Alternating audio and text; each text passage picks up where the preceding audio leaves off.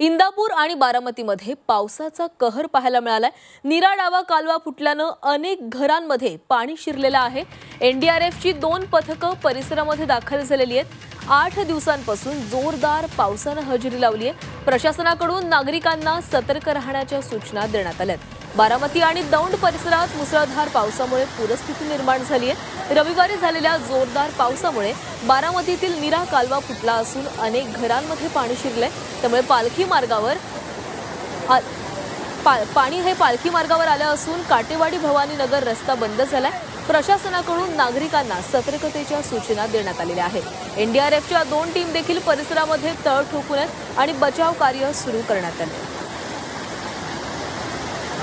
बारामती आणि इंदापूरमध्येही पूरस्थिती निर्माण झालेली आहे। नीरा डावा कालवा फुटल्यानं अनेक घरांमध्ये पाणी शिरलेलं आहे।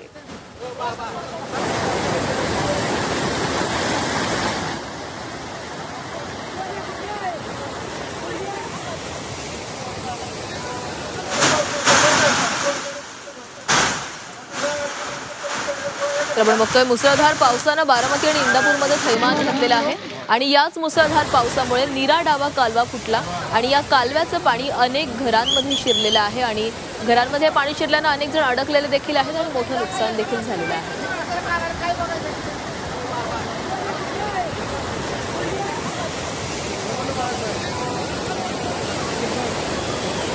आणि या संदर्भात अधिक बोलणार आहोत। आमचे प्रतिनिधी निलेश खरमरे आपल्यासोबत जोडले गेलेले आहेत।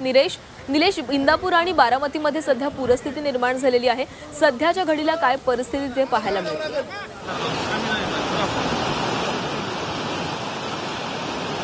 खरं तर नीरा डावा जो कालवा आहे ज्या ठिकाणी तो फुटला त्याच वस्तीमध्ये आहे। मी दृश्य दाखवतो की हा जो कालवा आहे तो काल या ठिकाणी फुटला आणि हे जे पाणी आहे ते थेट या ठिकाणी असलेले काटे वस्ती आहे या वस्तीमध्ये शिरलं आणि त्या पाणी जे आहे ते जवळपास इथे 7 ते 8 घरांमध्ये शिरलेलं आपल्याला पाहायला मिळतंय। खरं तर ही वस्तीतली जी नागरिक आहेत हे रात्रीपासून घराबाहेर आपल्याला राहिलेले पाहायला मिळतात, कारण संसार उपयोगी जी वस्तू आहेत ते पूर्णपणे आता वाहून गेलेला आहे। एवढंच नाही तर हा जो पिंपरी चिंचवड आणि पाटस रस्ता आहे पालखी मार्ग हा या ठिकाणी आता बंद झालेला आहे। कालपासून हा रस्ता बंद आहे। एवढंच नाही तर या पाण्यामध्ये काही वाहनं जी आहेत ती सुद्धा इथं अडकलेली आपल्याला पाहायला मिळतात। कालपासून ही जी वाहनं आहेत ती थांबलेली आहेत इथंच आणि अनेक 2 व्हीलर आहेत ते या पाण्याच्या प्रवाहामुळे वाहून गेलेले आहेत। एवढंच नाही तर या काटेवस्तीतली जे काही नागरिक आहेत ती या ठिकाणी घरांमध्ये पाणी शिरल्यामुळं रात्रीपासून या ठिकाणी बाहेर उभे असलेले आपल्याला पाहायला मिळतात। इथलं जर दृश्य जर बघितलं तर या ठिकाणी पूरजन्य परिस्थिती या ठिकाणी आलेली आपल्याला पाहायला मिळते। अक्षरशः कॅनोल फुटल्यापासून वस्ती ते रस्ता हे संपूर्ण जो परिसर आहे हा जलमय झालेला आपल्याला या ठिकाणी पाहायला मिळतोय। एवढंच नाही तर या ठिकाणी काही वेळापूर्वी राज्याचे उपमुख्यमंत्री अजित पवार यांनी सुद्धा पाहणी करून गेलेले आहेत। काल या परिसरामध्ये जवळपास 150 मिलीमीटरच्या वर पाऊस झालेला आपल्याला पाहायला मिळतोय। अनेक जी लोक आहेत ती अशी कालपासून घराच्या बाहेर आपल्याला उभी राहिलेली पाहायला मिळतात। काय परिस्थिती होती कालच्याला या ठिकाणी? कालची लय अवातंग झाली बेकारी। आम्हाला बघता नकोशी झालं। काय इतकं घाबरलो, थार दिशेंची आवाज आला, बकाबकाच सगळं खाली आलं। सगळं इकडून जे पाणी फिरलं सगळ्या बंगल्यातच फिरलं। मग जेव्हा ती रस्ता तुटला तेव्हा ते पाणी सगळे तिकडे गेलं। सगळ्या बाया पिया सगळ्या ओढू काढल्या।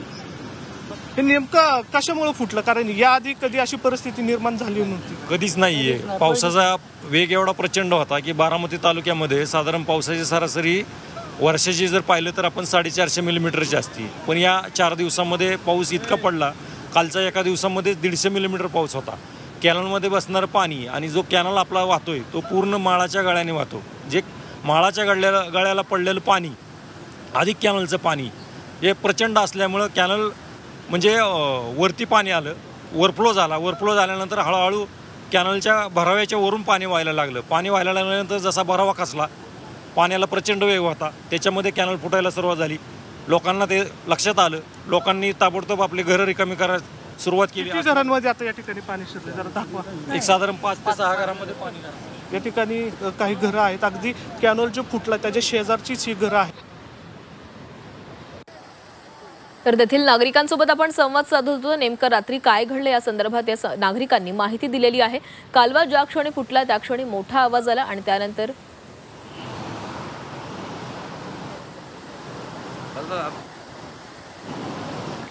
निलेश, या ठिकाणी एनडीआरएफचं पथक देखील दाखल झालेलं आहे. कशा प्रकारे यंत्रणांकडून खबरदारी घेतली जाते?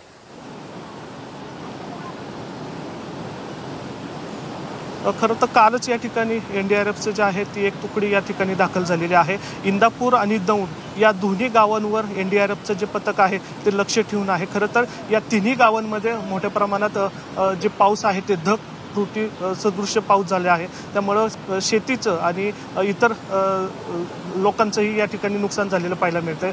काल जर बघितलं तर दौंड, बारामती आणि इंदापूर या परिसरामध्ये मोठ्या प्रमाणात पाऊस झाल्यामुळं एनडीआरएफची जी तुकडी आहे ती बारामतीमध्ये स्थळ ठुकून आहे. ज्या ठिकाणी गरज पडेल त्या ठिकाणी ती तुकडी आहे ती या ठिकाणी बारामतीमध्ये नुकसान झालेलं आपल्याला पाहायला मिळतंय. शेतीचं मोठ्या प्रमाणात या ठिकाणी नुकसान झालेलं आहे. एवढंच नाही तर या जो कॅनॉल आहे तो फुटल्यानंतर जे काठीवाडीतली जी वस्ती आहे या परिसरामधलं हे दृश्य आपण पाहतो. या ठिकाणची एक भिंत होती ती सुद्धा या ठिकाणी पाण्याच्या प्रवाहामुळे वाहून गेलेले आपल्याला पाहायला मिळतात. अनेकांचे संसार जे आहेत ते उघड्यावालेले आहेत. घरातली भांडी जी आहेत ते अक्षरशः या ठिकाणी वाहून गेलेले आपल्याला या ठिकाणी पाहायला मिळतात. एवढंच नाही तर अनेकांच्या ज्या गाड्या आहेत त्या पाण्यामध्ये गेलेल्या पाहायला मिळतात. जे गोटे होते ते गोटे सुद्धा आता या ठिकाणी चिखलमय झालेले पाहायला मिळतात.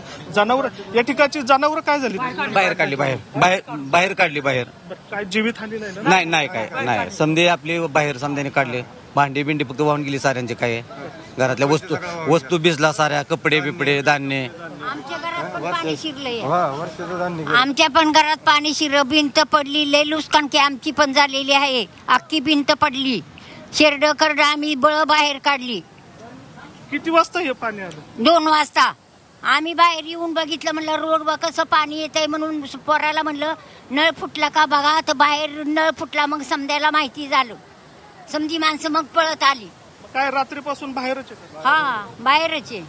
जेवायला नाही कुणाला. आमचं खाली हॉटेल होतं. हॉटेल नंतर आमचं तिथं फ्रीज होते 2 1-1 लाखाचे. शेरडं करडं सगळं गेलेलं आहे आमचं वाहून. रात्री काही राहिलेलं नाही. नक्कीच निलेश, तर या संदर्भातली प्रत्येक अपडेट तुमच्याकडनं घेत राहणार आहोत. आणि या ठिकाणी आता अजित पवार यांनी देखील पाहणी केलेली आहे. तुर्तास धन्यवाद तुम्ही दिलेल्या सविस्तर माहितीसाठी.